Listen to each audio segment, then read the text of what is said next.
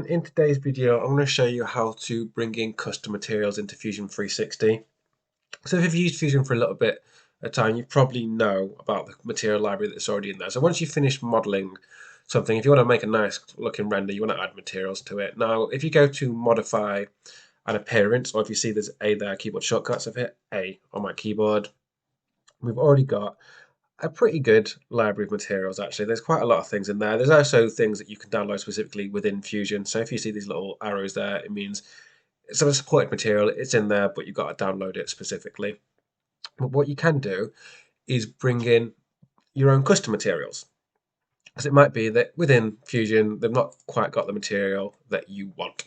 So what we're going to do, jump over to Google, and then we're going to type in polyhaven.com. There are other websites, but this has been a fantastic library of 3D textures. So if you scroll down, it doesn't just have textures, there's HDRIs, textures and models, all completely free. Some websites do try and charge you. There are always free ones around. So, I mean, if you want to pay, you can do, but I wouldn't if I were you.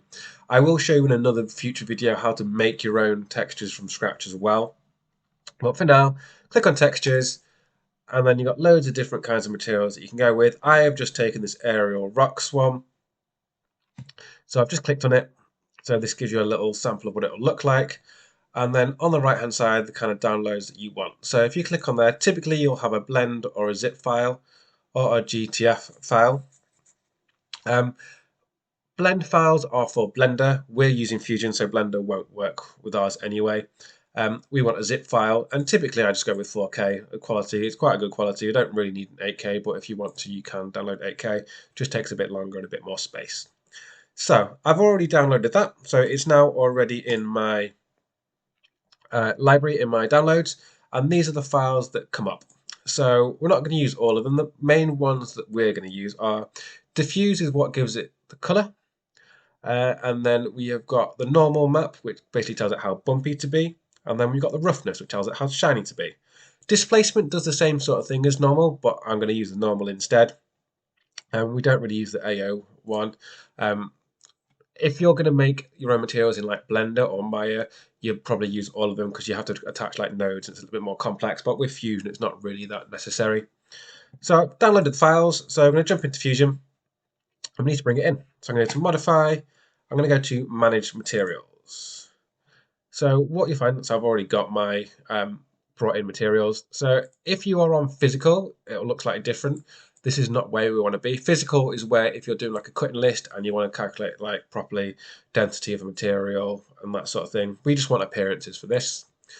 So we're going to bring in a new material. So go into appearance, down at the bottom, click on plus sign, go to new generic material. Give it a name and I'll call it ground.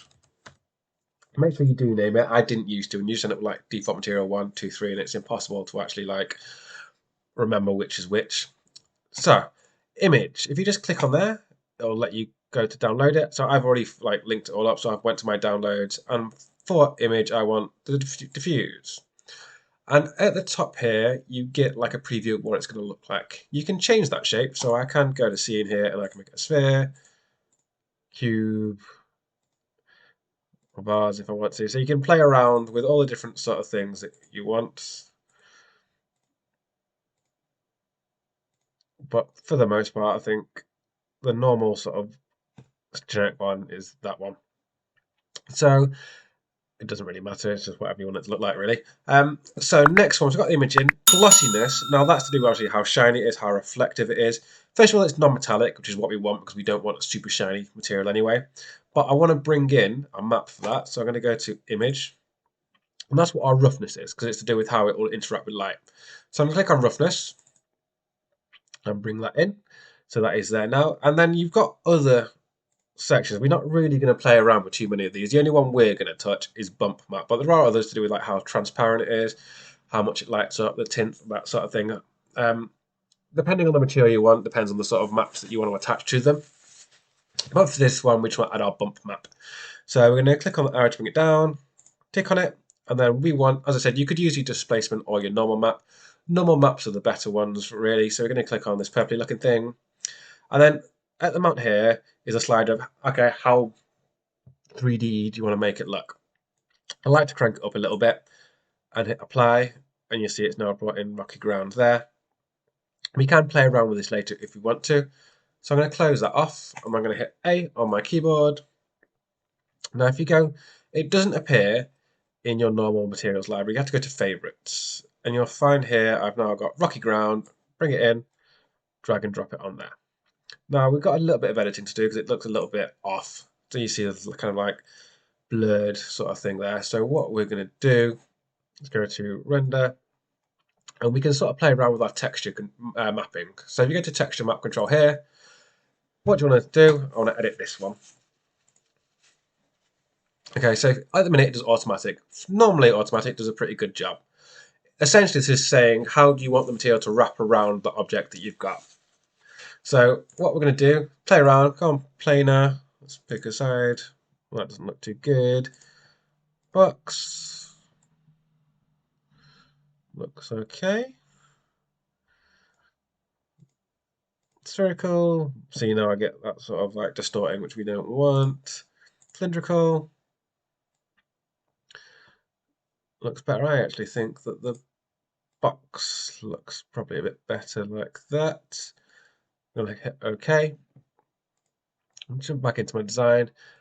You can also, if I go back to A, if I double click on the material, you can play around with the scale of it and make it bigger or smaller until it starts to look quite right. You can rotate it around a little bit to try and make it match up a bit better, like that. And then once you're done, go to render, and then let's do a little in-canvas render. And there we go. We've now got a custom material brought in for our ground. So it's quite easy to edit and play around with.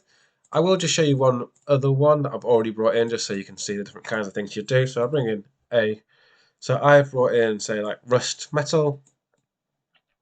And let's just go and quickly play around. Again, I've sort of got that distorted thing, which I don't want. So texture map control, select you. Box worked quite well, didn't it? That's cylindrical.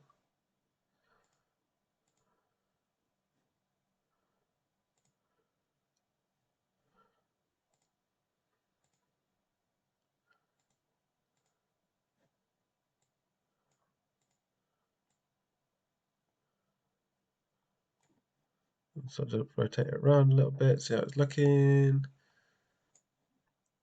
Okay. Now I got my rusted metal as well. So that's how to bring in custom materials. So there are a huge amount of kind of materials that you can bring in, just depending on what you need it to do. So what I might do actually just play around with the scaling of that rust a little bit.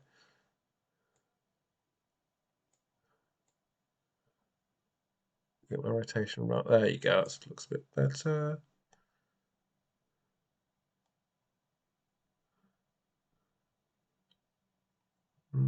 Let's go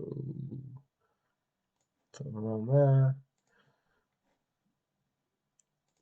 Okay, so that is bringing in custom materials. You got any questions or any requests, let me know and I'll get back.